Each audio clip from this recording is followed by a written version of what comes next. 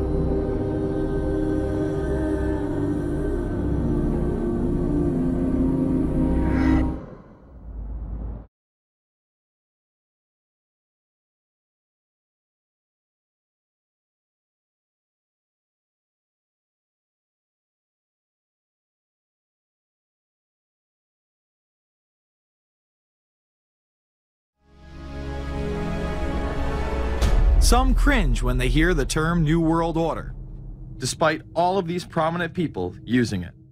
What is at stake is more than one small country. It is a big idea, a new world order, where diverse nations are drawn together in common cause to achieve the universal aspirations of mankind.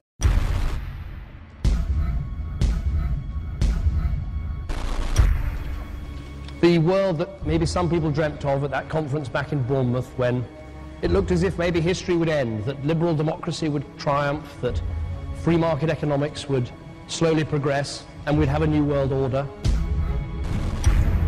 We are part of a new world order. And as the recently departed Admiral William J. Crowe once said, it's long on new and it's short on order.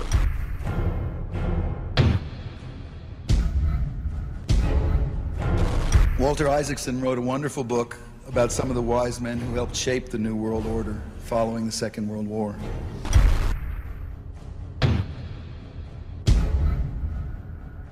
As we devise a way forward in Iraq, I urge the international community to embrace its responsibility for creating that new world order. A new world order based upon collective action.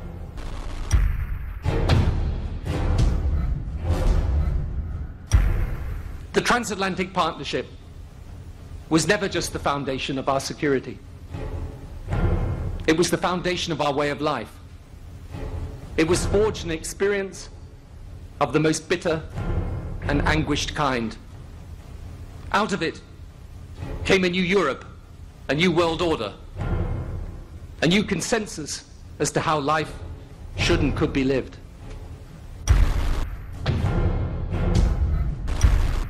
And just like that, it was gone. It was a new world order. That's what President George H. Bush said. With few exceptions, the world now stands as one. A year and a half ago, in Germany, I said that our goal was a Europe whole and free. Tonight, Germany is united. Europe has become whole and free.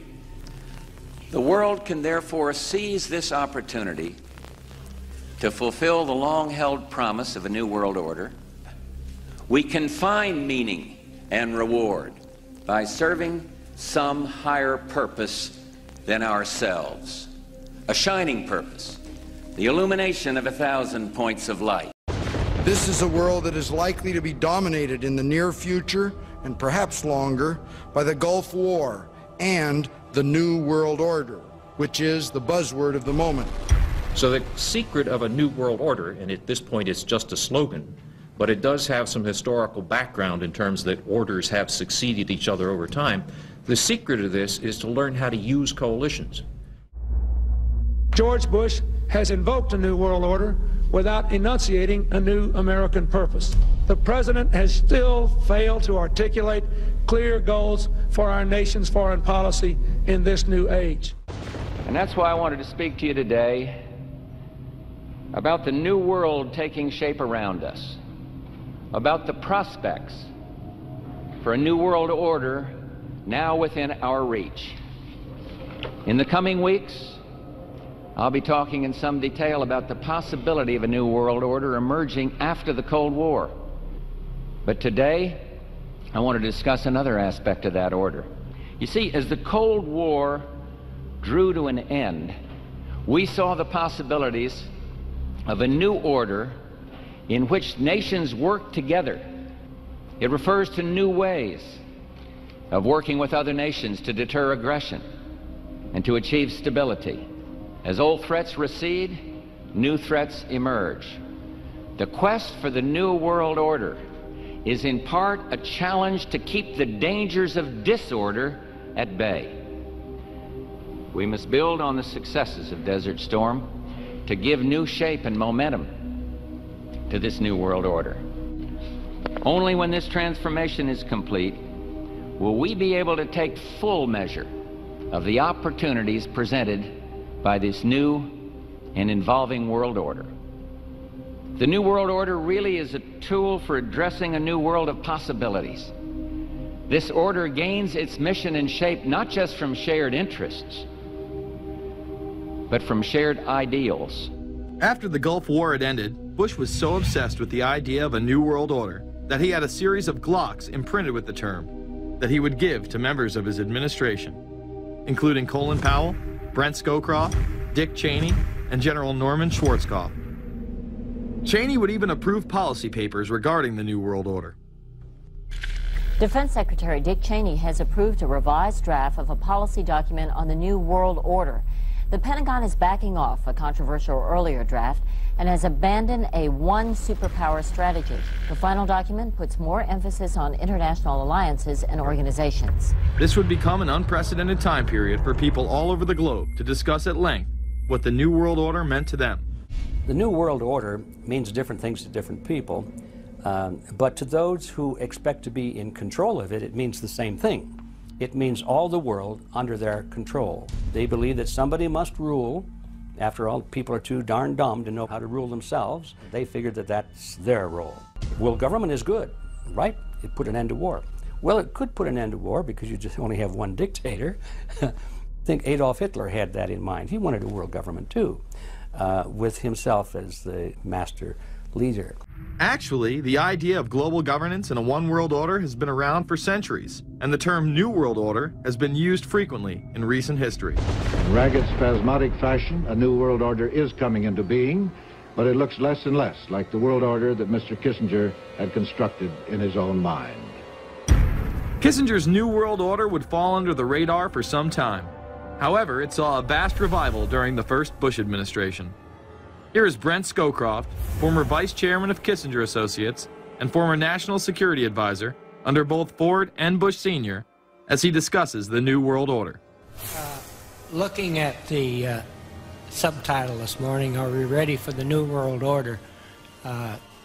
Gives me something of the shudders. That phrase, New World Order, I'm afraid I'm partly responsible for resurrecting. I find the term New World Order very revolting, and just not only historically but politically today. I think Harding is absolutely right, and the actions of the administration just after enunciation of the New World Order put the lie to the fact there is any real substance behind what they say as New World Order. The first act of the New World Order was A, to make war, and then B, was to sell arms all over again. Is there a New World Order? We know certainly that George Bush has copyrighted the term at this point. In the aftermath of this war, though, is it an empty vessel into which something will be poured? Is it the appropriate term to use? Is it going to be a new world order, or will disorder be just as significant in this process as we look ahead? We are very, very skeptical of an international order if we are not sure how the rules will be made, because thus far the international order has been made with rules that we had no input into and that affect us, and even when on the few occasions when the rules will seem to favor us, then they get changed. A unipolar world, a world of one superpower, may be quite dangerous for us. The New World Order under the United Nations would mean, among other things, an end to our God-given rights given us and secured by the Constitution. The New World Order, which now has been called by some the New World Disorder, and by some people on the more liberal persuasion, the taking over of the world by the Council on Foreign Relations, the Trilateral Commission, and the UN to put us all in slavery. But what are these organizations? Who founded them? And what are the stated goals of each? Before we begin with the Council on Foreign Relations, let's delve further into history to understand roundtable groups and their origins. Its roots go way, way back in history, and they go back to the formation of a secret society, a secret organization. The bottom line is that you take the roots of that organization and you find out that they created in all of the British dependencies what they call roundtable groups. And then around those little roundtable groups, they created front groups. And the purpose of these front groups and roundtable groups was to penetrate into the governments of all of these different countries, to penetrate into the media centers, to penetrate into the educational systems. In other words, to penetrate into the social fabric, the power centers of society, and literally take them over from the inside without anybody being aware that they were controlling influence. The League of Nations was the first attempt at the New World Order, the first attempt at a global government based on the model of collectivism. And it was the brainchild of the elitists, the ancestors of the very people who are still working on this project. They're collectivists, the very wealthy people. They're the ones in this country who dominated the powerful tax-exempt foundations, like the Carnegie Endowment Fund for International Peace, the Rockefeller Funds, the Ford Foundation, and groups like that. These people were on record, even way back then, that they had to have a new world government, and they dreamed of that being embodied in the League of Nations. And they were solidly behind it. And that was one of the reasons those people encouraged the United States into World War I, was because of the crisis of World War I, and that would also condition Americans to thinking of making big changes in their system, because we certainly don't want another war like that, do we? There's that fear angle again. And they thought, well, by being in World War I, then we would be a major participant at the table to carve up the world and create a new world government.